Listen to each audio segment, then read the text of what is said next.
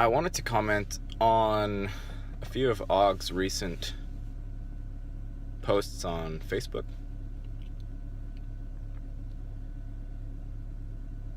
It's kind of hard to comment on them because there's so much information, or rather,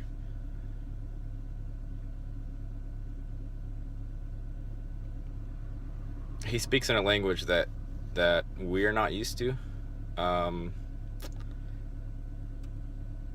taking in, and you have to give yourself time when you're attempting to read and digest what he's saying. But in one of his recent articles, he was mentioning the idea of gaps between your awareness and what can happen if you leave too many of those gaps as you're progressing along your linear timeline, because the gaps are going to be filled somehow. It's kind of like how they say space abhors a vacuum. It wants to fill those gaps in with something. It doesn't want... And you experience the same thing when you're meditating. The conscious mind is gonna fill gaps in with something. And if it's not yourself, if it's not your conscious presence, in other words, if you're falling asleep at the wheel, something else is coming in and filling that gap for you. So your progression along your own personal linear timeline, the more gaps that you allow to be there, the more automated that timeline becomes.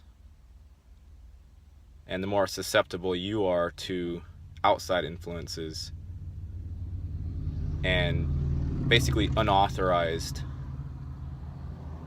authors. Unauthorized authors. You allow them into your storyline, into your biological timeline.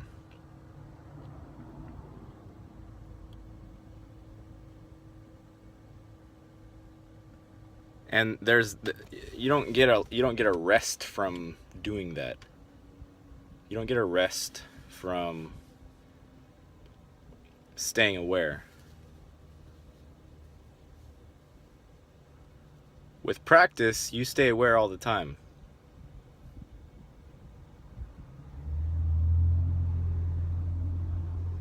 But it doesn't happen automatically. You have to flex the conscious awareness moment muscle and keep yourself in the moment always. And be present with whatever's coming up.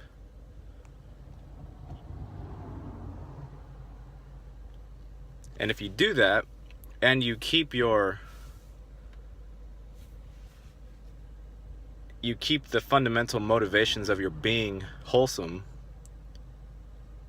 and you forgive yourself for allowing in this and that negative energy, you forgive yourself when your plans fall through, as they inevitably do. Your plans never come out as you imagined them, because you're imagining in a realm that can't play out here in the physical. It can't. It's impossible.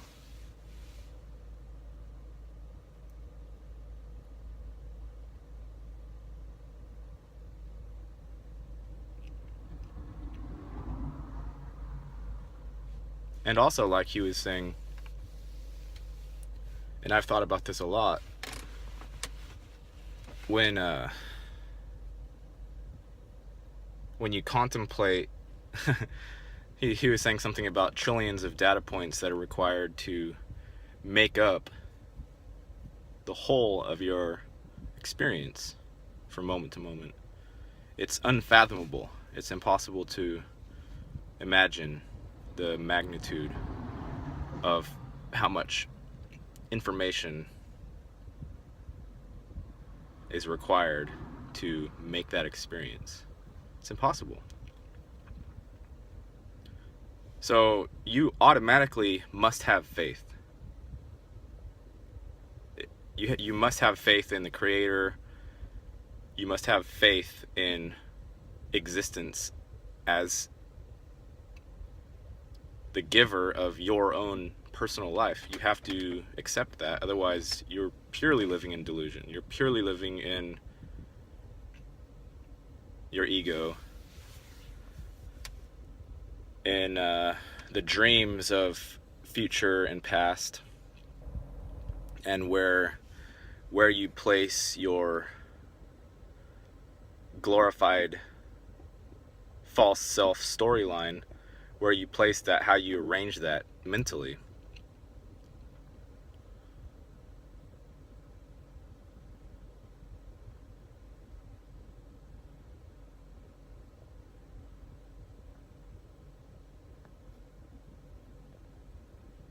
So if you allow gaps in the awareness, something's going to fill it in.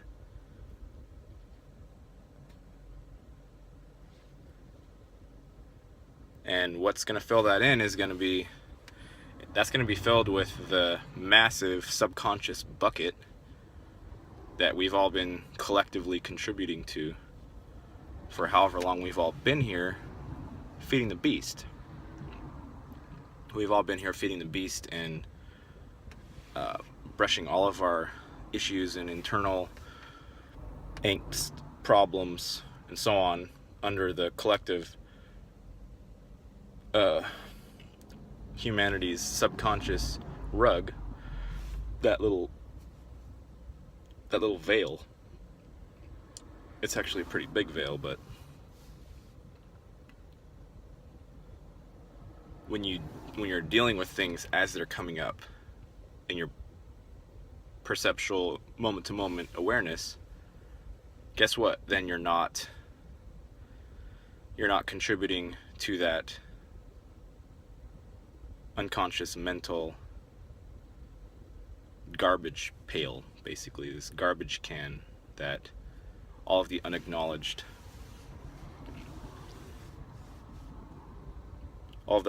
stuff that we don't want to deal with goes directly into that garbage can, but it doesn't get incinerated, it doesn't get recycled back into the perceptual landscape, so to speak. It just sits there and acts like a I don't know, a sliver under your skin. You're not very aware of it, and you can forget about it, but it's always kind of a nag. It's kind of a what do you call it? It's like an itch on a limb that you lost, you know? Like if you got your leg blown off and you're feeling like your big toe on that leg, on that foot is itching, you can forget it, you can try to ignore it, you can try to put your attention elsewhere, but that thing is gonna be there until you deal with it in some way. And that's what we're doing. When we don't deal with our stuff, we're putting it into that garbage pail, that garbage bucket, and we're pretending that we're never going to have to see that stuff again. And we are going to have to see that stuff again, and we have to deal with it, and it's better to deal with it, you know, now before it gets unmanageable. It already is pretty unmanageable, I feel, based on the collective level of everybody around, but as long as you're still here taking breaths, you know, as long as you still have awareness, then you can deal with it in the best way that you can.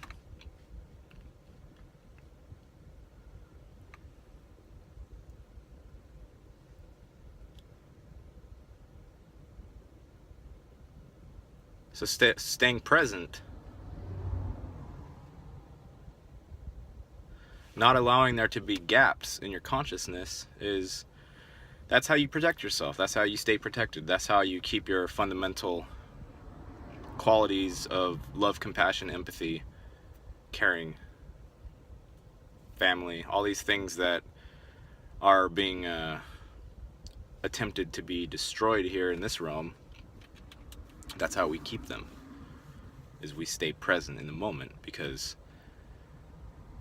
the anger and the hate and all of that comes from being unconscious. Those are the reactionary energies.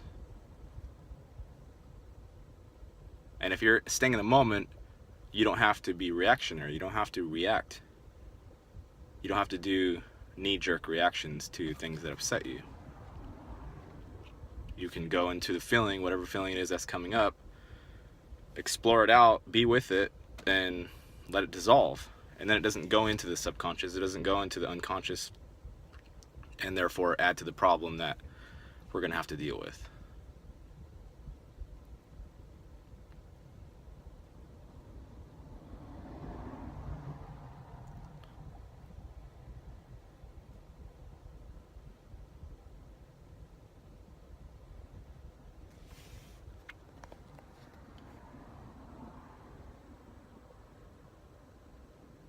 We have to acknowledge this stuff. We have to deal with our stuff. There's no other way. There's no way around it. It's not easy. It's painful. But we have to do it. And it's better sooner than later.